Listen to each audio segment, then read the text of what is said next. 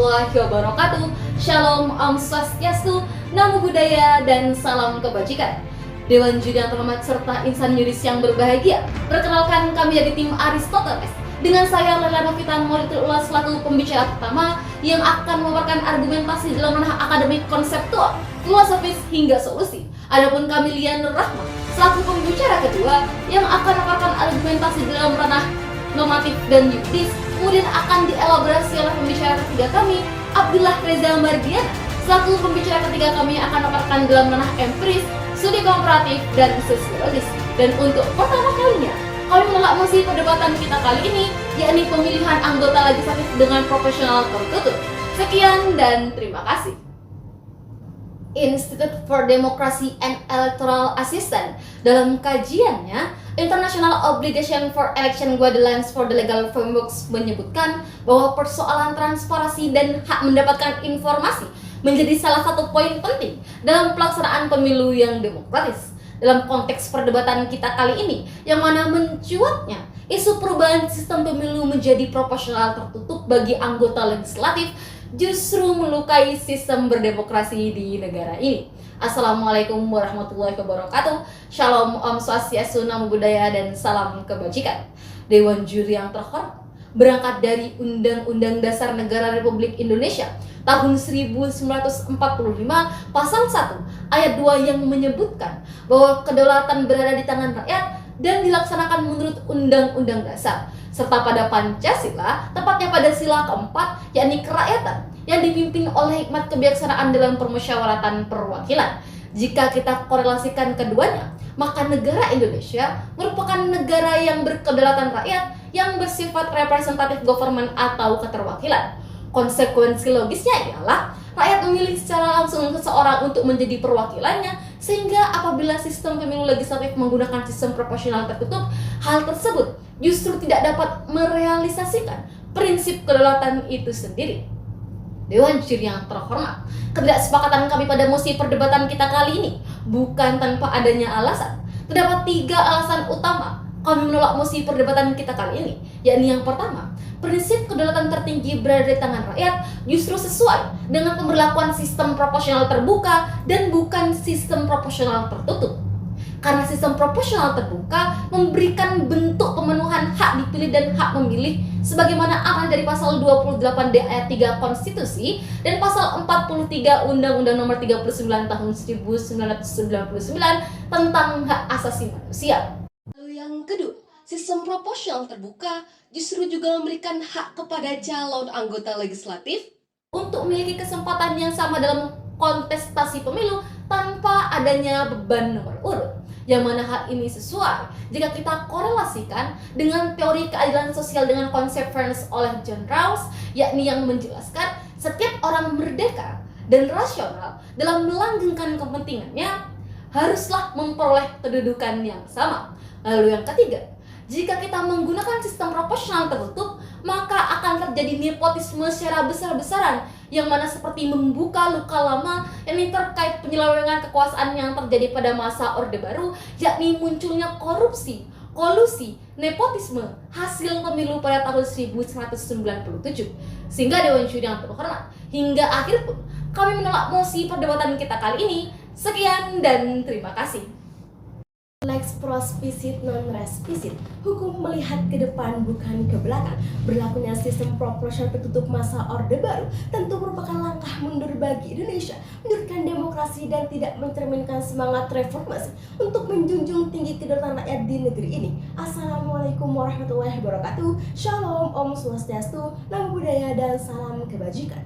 Berangkat dari sila keempat Pancasila dan pasal 1 ayat 2 Undang-Undang Dasar Negara Republik Indonesia tahun 1945, yang mana dalam konteks pemilihan legislatif harus berdasar pada prinsip kedaulatan rakyat. Namun dalam pemilu proporsional tertutup justru akan mereduksi kedaulatan rakyat yang bertentangan dengan teori kedaulatan rakyat oleh Johannes Althusius, seorang pakar hukum dari teosofi dari Jerman, bahwa kekuasaan di lingkungan pemerintahan harus bersumber dari kedaulatan rakyat dalam menjalankan tugasnya. Hal ini selaras dengan Profesor Jimli Asidiki yang menerangkan bahwa kedaulatan negara ada di tangan rakyat. Dengan demikian, rakyatlah pemilik kekuasaan tertinggi suatu negara. Pun Dr. Benika Herman SH, fraksi Partai Demokrat mendukung sistem proporsional terbuka untuk menjunjung tinggi kedaulatan rakyat. Dalam hal ini, pemilu dilaksanakan dengan sistem pemilu proporsional terbuka. Hal tersebut memberi pemahaman pentingnya partisipasi rakyat dalam menjalankan konsep good governance yang didukung pemerintahan sebagai basic of norm yang tertuang dalam pasal 28D ayat 3 Konstitusi, bahwa setiap warga negara berhak memperoleh kesempatan yang sama dalam pemerintahan. Sehingga berkaitan lebih lanjut dalam pasal 43 ayat 1 Undang-Undang Nomor 39 Tahun 1999 tentang hak asasi manusia yang memberikan pemahaman bahwa setiap warga negara berhak untuk dipilih dan memilih melalui pemilihan umum, di mana hal ini telah terakomodir dalam sistem proporsional terbuka.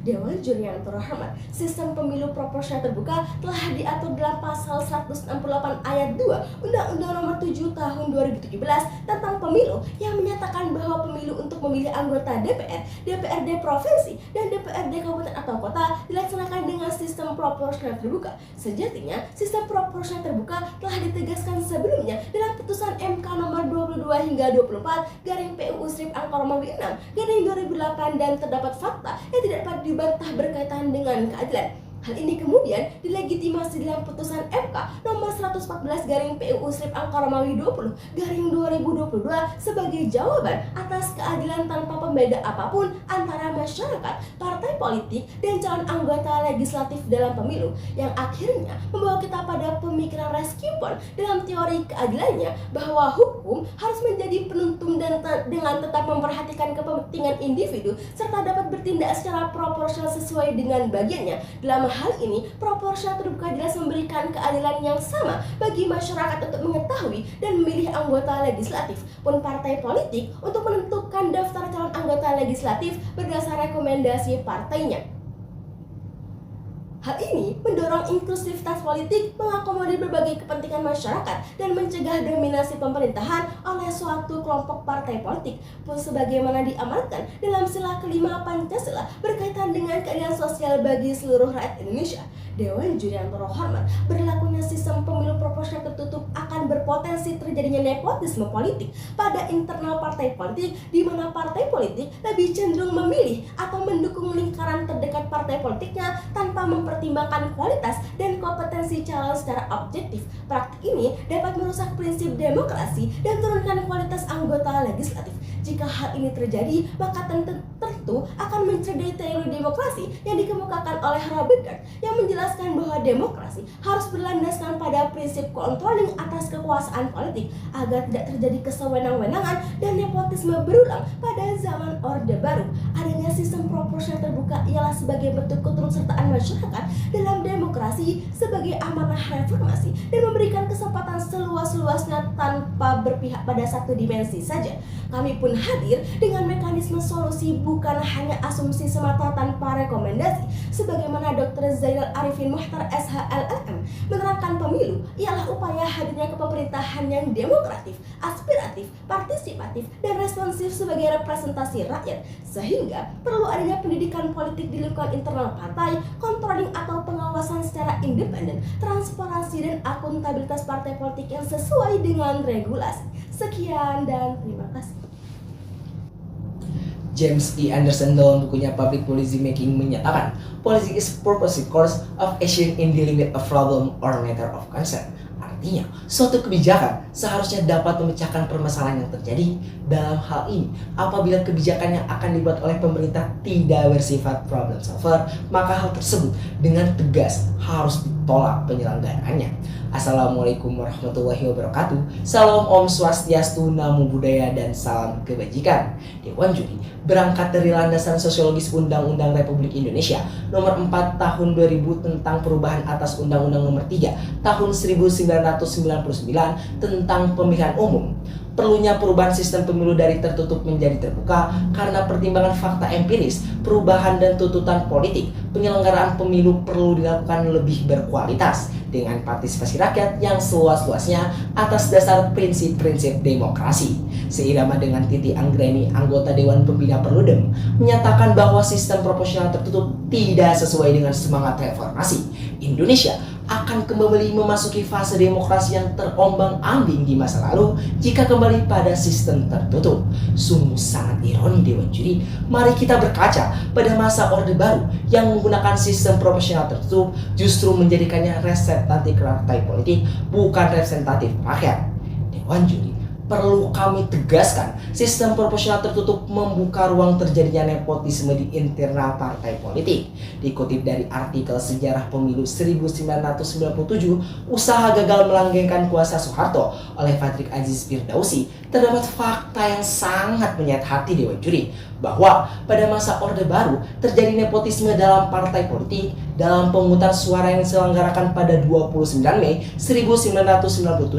Seturut data dari KPU, Partai Golkar kembali ke puncak dengan perolehan suara nasional 74,51%, yang akhirnya Soeharto sebagai presiden terpilih mengangkat keluarganya pada posisi pemerintahan. Implikasi buruknya terjadi penyelewengan kekuasaan yang terjadi pada masa itu, seperti munculnya korupsi, kolusi, nepotisme dari hasil pemilu 1997.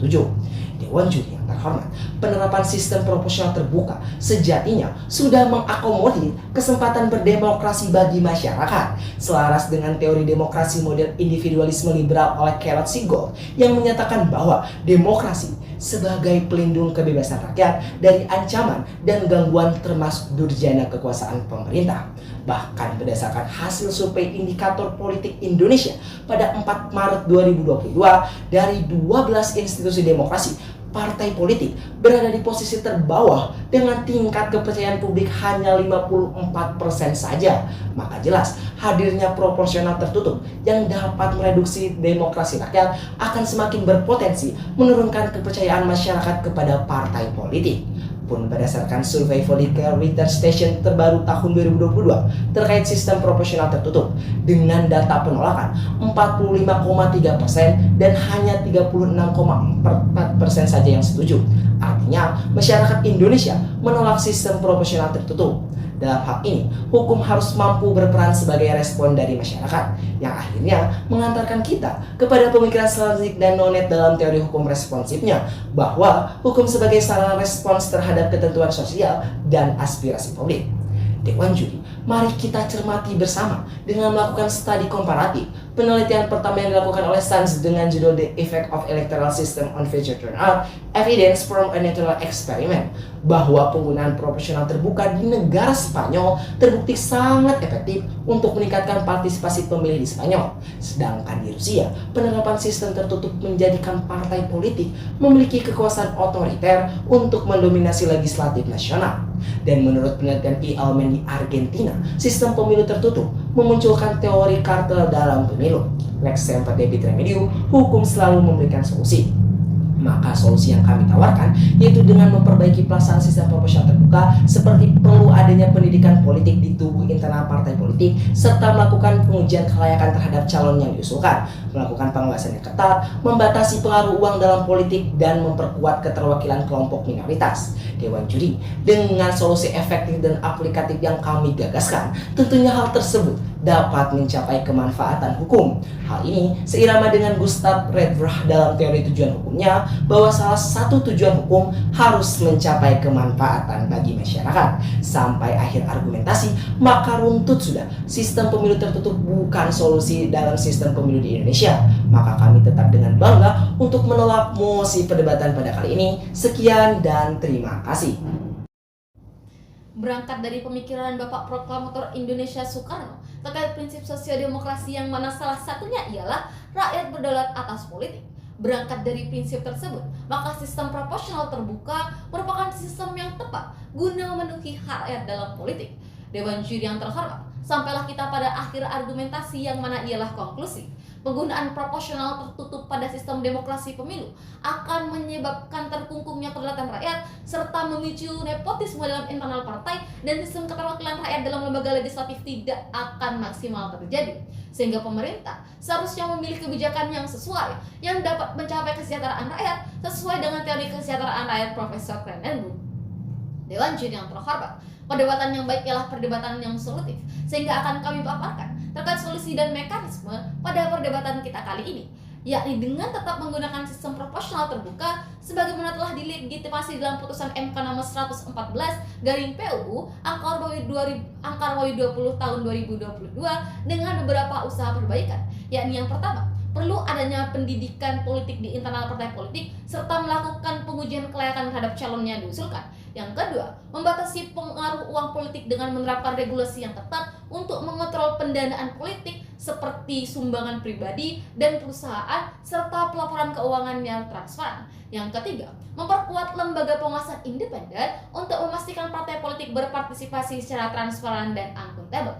Lalu yang keempat, memastikan bahwa proporsional terbuka memberikan kesempatan yang adil bagi kelompok minoritas untuk mewakili lembaga legislatif dengan penerapan kuota dan langkah-langkah afirmatif untuk memusnahkan keberagaman dan inklusivitas partai politik.